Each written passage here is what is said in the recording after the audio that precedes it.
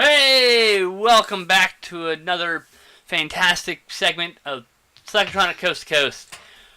We just watched a movie that I consider awesome, uh, and I'm here. And me and my co-host Owen, are here to talk about it. So, I don't know. I mean, all right. So the premise is, all right. Let me try that.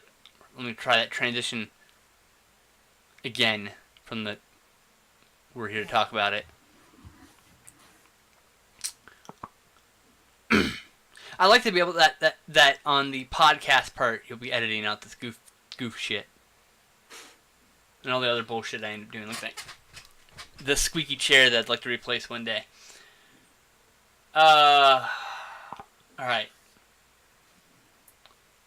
So the premise of this is that four friends go to a graveyard and, like idiots, raise an evil witch vampirist queen lady, who then cast a spell on the town that must be reversed before midnight or will be permanent.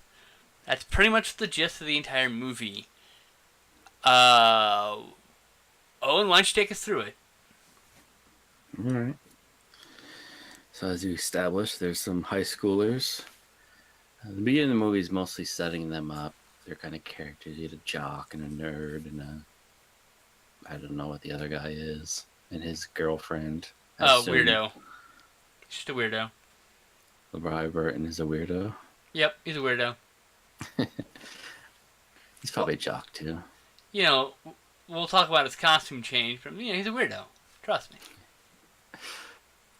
Yeah, it's like almost your typical ragtag friends that you really hardly see in real life.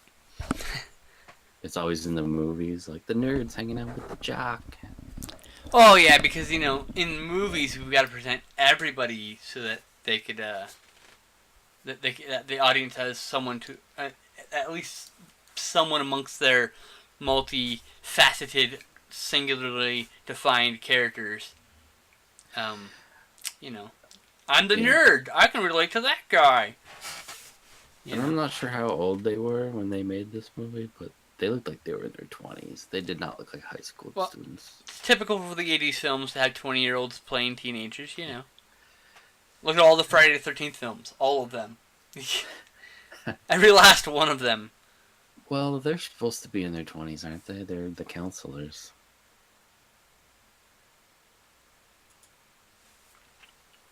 Counselors. Well, I mean, no, but they're also teens. But they're teen counselors. They're like 18, 19, but they're clearly played by 25-year-olds, is my point.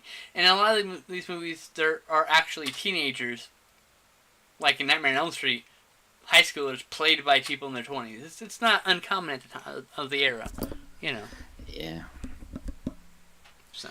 But they broke into I forget, it's something Cove where they live, but it's clearly supposed to be like Salem, Massachusetts. Yeah, of course. It's totally. There's a museum about, witch hunters and killing witches, and they break in and steal a trunk of costumes, or not even costumes. Like it's actually set up later that it's like actual wardrobe that the people wore. But they stole that to wear to the Halloween costume, even though only two of them did. The girl and the jock are the only two that wore stuff from it. But they grab that, they head off to the cemetery because that's where they want to try on the outfits for some reason. So I'd like to point out that there's actually there is a scene from this movie in My Boyfriend's Back. The movie from 1993. And we should watch. I've never seen it, so. And then in the movie Hayride, one of the characters, just like a cheerleader's costume, is inspired by this movie because it's the director of that movie's favorite horror film. Just a random bit of trivia that came across my screen here. I saw My Boyfriend's Back on like TV back in like the 90s. Never seen it. But yeah. Anyways, they're goofing off in the cemetery for some reason, which I want to point out that there was a bunch of just fog machines just set in the cemetery, but they just tried to hide it by putting leaves over it. And then they set up during the day that people were burning leaves in town. I'm not sure why you'd set leaf piles on fire in a cemetery and then just leave. Reasons. But the one girl opens up this parchment and she reads it and pretends she dies and she's possessed and makes fun, and then they all hop in the car and leave. But the parchment brought everybody from the cemetery back to life. So you had zombies. You had two people that looked normal, which one ends up being the vampire, and one is just a girl named Sandy. I don't know. They never really set up why she's normal looking. Never know why. It's just a weird quirk. It's kind of hinted that she might have done this at one point. Or might have been a witch, or may have accidentally done the same thing as everyone else did. Because she did seem to have magical powers. It's not clear at all. But there's also a little person zombie who's pretty rad. That guy was rad. And a random werewolf. For no reason whatsoever. Just jumps out of a tomb. Yeah. Hey, I'm a werewolf. I'm Spider-Man the werewolf. I like that one shot of the tomb where they zoom in and there's just a pile of corpses inside that wake up. It's so random. Why is there a pile of corpses here? Like they're not in anything. They're just piled up in there. So bizarre. They start making their way to town. The jock guy's dad is a drunk judge who starts slapping him around because he knows he stole that outfit he's wearing, which he didn't even commit. He had the jacket and that was it. He's still just wearing jeans and stuff. I was like, come on. Yeah. This whole movie is about teenagers' inability to commit to costumes. Nearly everyone in this movie lacks something. You're like, what? You can't commit just that extra mile? I think the vampire has tennis shoes on, and you're in this suit and all this get up, and you have tennis shoes on. Commit the last little bit and wear some dress shoes, yo. And he's just like, come on, Dad, I'll return it tomorrow. I'm going to a party. That's kind of his attitude. He hops in his car. He goes and picks up LeVar Burton. That's his name, right? Yep, LeVar Burton. Geordie LaForge from Star Trek. His LeVar Burton from Reading Fucking Rainbow. He just wrapped himself in some toilet paper and smeared an egg and ketchup on him. We couldn't figure out if he was supposed to be a mummy or just a guy that was injured. I think he was injured because I think his arm was in a sling too. But then we see another scene, and then we come back, and when we come back, he's in a different costume entirely. It's not even a costume. It's just what he's wearing under it. He just tore it off. Gave up on the shit costume. Yeah, he just completely gave up. No commitment to costumes, man. None. Yeah. The costumes were always 7 different costumes put together. Except the lady who was dressed as David Bowie. That was a great costume. Who was a substitute teacher. And had to tell us in dialogue that she was dressed like David Bowie because it was too obscure otherwise. David Bowie and the Grim Reaper, if you remember. Yeah, the Grim Reaper, right. The most committed, which may actually be the Grim Reaper. It's never actually established otherwise. During this point, the judge is killed by one of the zombies, who obviously knew who he was because he said guilty. Revenge. Which I believe might have been because there was one cemetery that said something murderer spray painted on it, and there was a talk from the kids that someone killed 17 people. Ooh, 17 people. That's a good number. So I assume that was him back from the dead, and although it would have been interesting if there was a scene where the 17 people also came back and then just killed the guy that killed them. We probably wouldn't have figured it out anyways. Why are they killing another zombie? But so the party's raging. The nerdy guy is dressed as Gene Simmons vampire with shiny wig. I don't know who he's supposed to be. I don't think anyone ever asks him. He's got a cape. He's got face paint and then a shiny wig. He's dressed as laziness and indecision. The costume. He sees Sandy, tries to offer a ride, but she says no. But likes his car. That's when they first meet. He ends up at the party. Everyone else is partying. He's having a miserable time. Nobody will talk to him. Nobody wants to dance. Uh, Zombie shows up, like a real one. Starts dancing and eating popcorn. And the midget zombie shows up too. Yeah, and he starts partying as well. I like those scenes because whenever he was bummed because girls wouldn't talk to him, he'd sit down and just one of the zombies would sit by him and just like, yeah. Yeah, bad. Oh yeah, and he was standing there next to the punch bowl, and the midget zombie's on like standing on a chair and just starts drinking from the punch bowl, even though you can clearly see his unzombified mouth inside his zombie mouth. Yeah. He puts his sunglasses on him at one point. Yep. This movie is fucking great.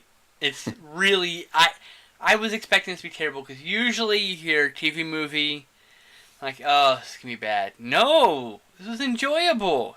Surprisingly enjoyable.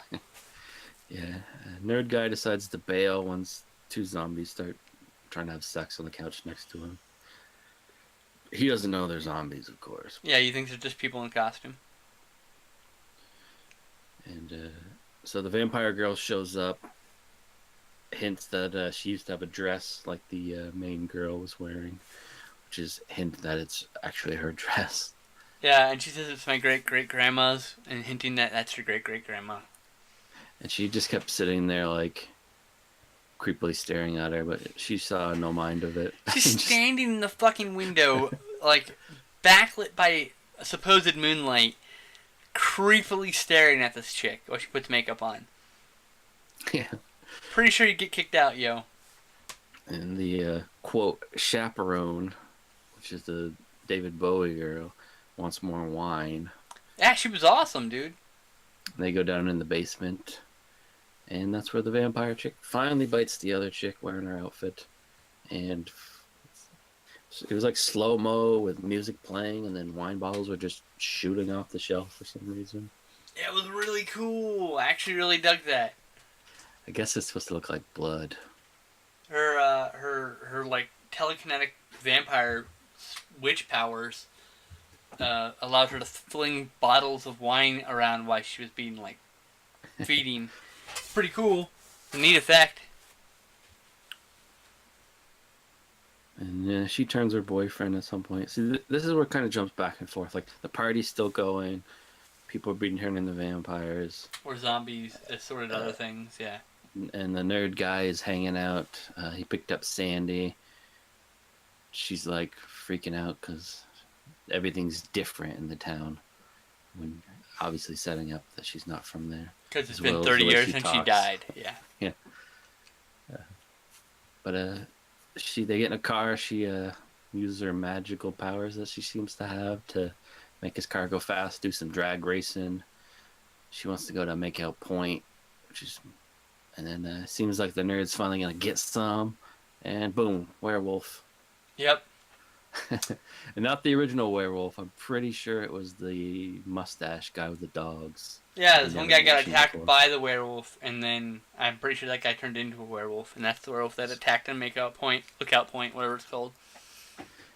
Yeah, he starts ripping the car up, and they freak out. Wouldn't you? Go back to town. Maybe a little bit. But I felt kind of bad for him because he was gonna totally get some. I did too. Because, he's a virgin, and he was sad about that. And they run to the sheriff's office to be like, werewolf! And he's like, yeah, whatever. And it's totally the guy that killed RoboCop. Yes, it's Red Foreman / the guy who killed RoboCop. Well, the guy that killed him before he became RoboCop anyways. Right. Killed Alex Murphy. And then got arrested by RoboCop. I thought he got exploded. Maybe he did. It's been a while since I've seen. Or was he melted? RoboCop. No, that was a different. No, that was the other guy. It's been a while since I've seen RoboCop, but I know for a fact it's the guy with the mustache who gets melted because he gets hit by a car and explodes. Yep. In a shower of goo. It's pretty awesome. It's my favorite scenes of the fucking movie. So what I didn't notice was they were kind of setting up that they haven't really been showing it, but people in the town have been dying because they were setting up like people in the town are acting weird. There's a bunch of people at the police station yelling and stuff. And he's like, I'm busy, kids, with your stupid werewolf nonsense. And is this when the musical number bust out? Yes, the musical number by Shari Belafonte, Sherry Belafonte, called "Get Dead," written by Richard Gibbs, Philip Griffin, Jack Bender, and William Blake, also known as Bill Blake. This song is really good, and yeah, It's just kind of really out catchy. of nowhere. It's implied that it's part of her magical powers to entrance everyone to do this. I didn't pick up on that, but I guess that makes more sense than just them going with it, because most of them were not turned at this point. They were just normal party guests. But you had the high school girl who's now a vampire singing. Everyone's dancing. Especially my favorite was the football jersey, diaper wearing mask guy. He was really getting down. I don't know what that guy. He was like wearing a Mardi Gras mask, a diaper, and a football jersey, and it was a half shirt football jersey, so his midriff is exposed. And what is happening? I don't even know. Yeah, and I believe during this was the first time we saw like LeVar Burton wake up as the vampire. Yep. And he starts dancing. Big old dancing. And it ends with like a crane shot looking down where they all look at the camera. It's like, what? Even the zombies that were there, the little guy and everybody were just dancing away. Yeah, I mean, it's not a perfect movie, man. But God, it was enjoyable. And then it just goes back to a normal party. Yep, like nothing happened, which is why I think it was like implied that it was her witchy powers. And she brings the jock guy upstairs. And he's not really into it because it's his friend's girl. And then his dad shows up, just starting to run into shit. First, he ran into the nerd guy's car in town when he left the police station. And now he's there. And then dad straight up kills his son. Yep. Which, of course, he comes back. But I was hoping he'd come back and then kill his zombie dad. Because why wouldn't he? Because he doesn't wanna. Stop it, Dad. So she didn't get to vampirize him, but their friend showed up and she turned her into a vampire. And then they both just walk down the stairs and start like shoving girls out of the way that were dancing and biting the guys. And then Sandy now knows what's going on, hinting that she must have been through this before. She even quotes something from the parchment. And then she just, out of nowhere, just be like, we need witch's guy's bones that melt into wax in his ring to seal the parchment and everything will go back to normal. And he's like, doesn't believe her until he sees the zombie judge earlier, which kind of been jumping around. But when he sees the judge as zombie, he believes her. And they have to go to the house to get the ring. It looks like the house has been abandoned for years for some reason. Did you notice that? No, I didn't notice that detail. When they walk in, like, it's just like all gray and just looks abandoned. And they're all just on the stairs and go to attack them. And a part I missed because I wasn't paying attention, but they go in like the kitchen and the guy comes in. The jock guy tries to reach his arm in. They shut the door with a thing, and they must have pulled the ring off. That's the part I missed. You mentioned why they had to get all three pieces? What? Did you mention why they had to get all three pieces? They have to reseal the parchment. Right, okay. I just want to... put everyone back in the grave. Yep. Yeah, they mentioned in the car, Sandy just rattles it off. He's like, what? Yeah, like, how do you know this shit? She never explains why she knows it? No, I have to assume that this has happened before. Maybe she did it. Right, yeah, but she never explains that. No. And she says don't ask, so... Yeah. I just think it's interesting. Anyway. So now at this point, everybody in town has been turned either zombie, vampire, werewolf. There's a couple werewolves. Some dead people. And, and they just kind of drive through town really slowly. It's a cool scene because there's like an opera singer just singing, and then you just see everyone. You see the cop there, and his hands just on fire. It's just like a mailman just throwing mail onto a car Just fire. yeah, you just feeding mail to a fire, like Werewolf randomly runs in and rips up a fire hydrant. Yeah. And then there's a shot. I don't know if you saw it where it looks like there's a guy fishing in the fire hydrant, Mm-mm. just like a zombie fisherman. It's so bizarre. The movie is like, this is like Hard Rock Zombies bizarre in some instances. And one of their friends was hiding in the car. Was it the David Bowie girl? I think it was David Bowie girl, yeah. She was just like, "Oh, I'm glad it's you guy," and she looks normal. But surprise, when they're at the cemetery, she was a vampire, Oh no! and she gets shoved down, and just happens to get some No, it random. wasn't David Bowie suit guy. It was one of our other friends that was at the party or whatever. I thought it was the David Bowie one because she had a suit on. I thought she had a pink dress on I don't with think poofy so. hair. Her hair was messed up, but I think it Oh was my god, I can't remember. It was I don't know. it was the most unimportant part of the movie. It's why I can't remember it. She just gets shoved down on some bushes and it Apparently stabs killed her. her. Yeah, I don't know. It's not very clear because they can't really show anything. Well, the piece of wood goes through her chest, so. Yeah, I mean it's not graphic because it's a TV movie. I mean though, that's what it means. Like it could be more graphic if it were a movie. You would actually see a clear staking through the heart. They find the bones and they grind them up and start melting them. But it's not working. What's going on? Nope, just gotta wait longer. Yeah, they shot one of the werewolves with his. We didn't even mention he made silver bullets. I mean, Or silver silver tipped tip bullets, yeah. Shot the werewolf guy. He turned back to normal. We were talking about it. I was like, well, it's a movie trope, but, technically you can't actually, silver bullet. If you made silver bullets, the bullets really wouldn't do anything. Because it would just melt and you'd shoot hot liquid metal at somebody, which would probably hurt, but probably wouldn't kill them. Yeah. But then when he was actually doing it, he's actually just tipping actual bullets, which is a very smart way of doing it. And it seems like it's not working. Their car is completely covered, which I don't know why they weren't in the car because the roof was there. His convertible roof was already teared, but they're just covering the car. Yeah, that's right. It is a plot hole, isn't it? Did Sandy do something magical to make it work? I don't know, but she did. Oh yeah, the reason why we think she's a witch or some magical being of some sort is because she helps him win a drag race with his car by like supercharging it. She did something else too. What was the other thing she did?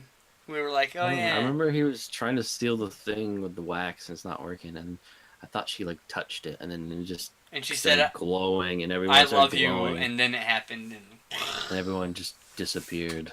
Everything went back to normal. Yeah, and then he gets out of the car looking kind of sad.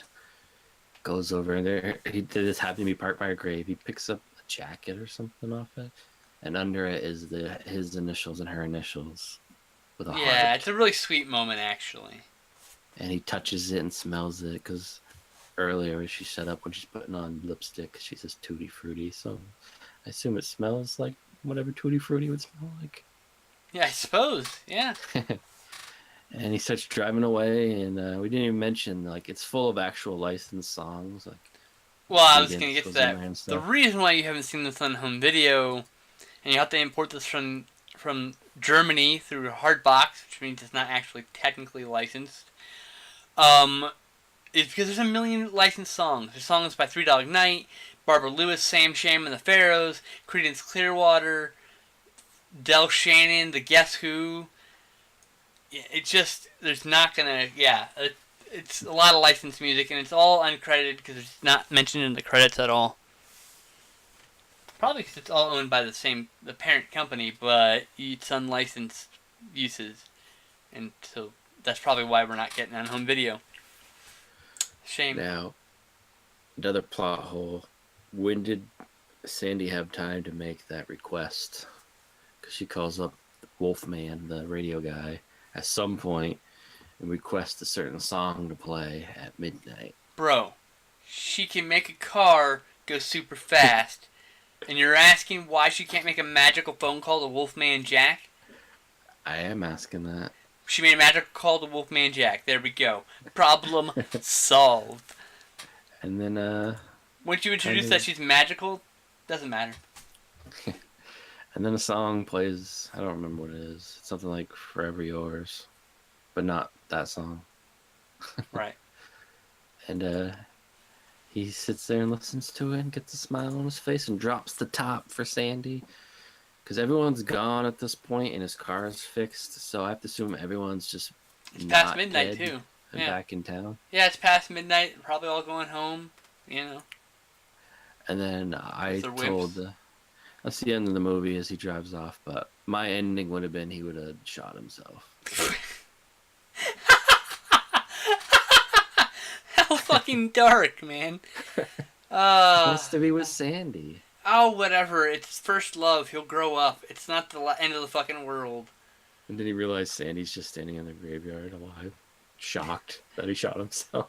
That's my ending. I was hoping he'd drive back to town and everyone, it'd just be a ghost town. There's nobody there. Corpses just lay in the streets. Just carnage Everybody's everywhere. dead still. What the fuck? Oh my god, everything still happened. It's just, you know, they didn't take over the world. They're evil powered beings. And then the Wolfman would show up and you're like, son of a bitch. It's the radio guy as an actual Wolfman. Wolfman Jack. Ow! He's all throughout this too. Yeah. Doing the radio what other stuff. movie was he in? He's been in a lot of stuff. Probably He was a lot. an actual radio guy, personality. Yeah. I want to say American Graffiti. That's probably right, yeah. I can tell you right now by opening this, scrolling down, finding Wolfman Jack. He's not here. There he is, Wolfman Jack. Yes, American Graffiti, Motel Hell, which we need to do on this channel, or in this episode. I mean, the show. Words. It's tired. He's also in more American Graffiti, which I have not seen. Isn't that not good? I don't know. Never seen it. I think only one guy from the first movie is in it. Yeah, well. Maybe to like Vietnam or something. So, what do you rate this film? It's a solid 3.5. I agree. It's only one flaming bag of poop for all the kind of like little issues here and there. Solid. For me, it's 3.5 out of 5. It's like a solid 7. It's a really good flick. I really wish this were on home video. I'm really gonna go and buy a copy of this from Germany just to have it in my collection. So I'm that kind of crazy though. So you know, way it goes. All right. So anything to add to that? I'd say it's a really hoppin', Daddy-O. Tutti Frutti, Judy. Anyway, what are we watching next week? The last one for October is Scary Movie from 1991. It's not... Not the one you're thinking of. No, there's no Waynes in it that I know of. Though to be fair, the first two scary movies are pretty fun, and the third one is okay, with a great alternate ending. The picture for this one almost looks like a Scream mask.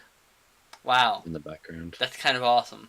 Well, I'm pretty sure that's not available on home video either, so that'll probably be on YouTube. Not my fault. You didn't release it on DVD, so I can't fucking buy it. That's how that works. I was happy to find them on YouTube. Yeah, absolutely. Anyway, so that'll be next week. Scary Movie from 1991.